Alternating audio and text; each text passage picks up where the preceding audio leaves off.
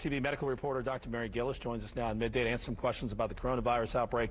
And we were just chatting in break here, and one of the discussions that really needs to be had here is not so much about the lack of supplies and things like that a lot of folks are missing out on, but are the medical professionals that are treating these folks and the mental health, the mental strain that they're going through right now.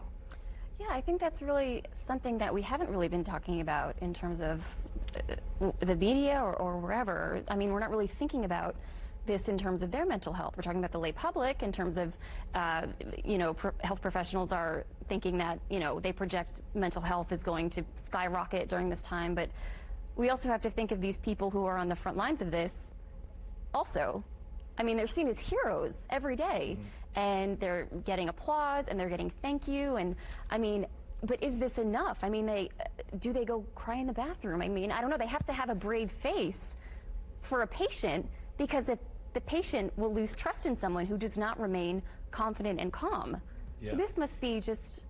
Yeah, and you're seeing people that, we're seeing some of these videos where these people are coming home, and they're coming home to standing ovations, and people, out on their balconies and cheering them on, and they get obviously very emotional because they build attachments with these patients as well. And since they don't have family members there with them, they're in isolation, it's got to be very difficult for them because they're kind of their point of contact. Right. And isolation, loneliness, you have a higher risk of mortality. They're linked. So we have to be careful, especially with these individuals who have to isolate as precaution from their families, doing the right thing, but we have to understand that there's a link between being lonely and mortality. Yeah, and these long hours as well. We saw this back in the SARS, maybe like 10 years ago, when the SARS outbreak was, which wasn't even as big as this. No. And you were saying some medical professionals didn't even return, the PTSD they suffered? So there was a study that went out that followed medical professionals 3 years after the SARS outbreak, and they were working just like this around the clock, but maybe not to the extent of this, but most of them, or a significant amount of them, still experience PTSD 3 years later.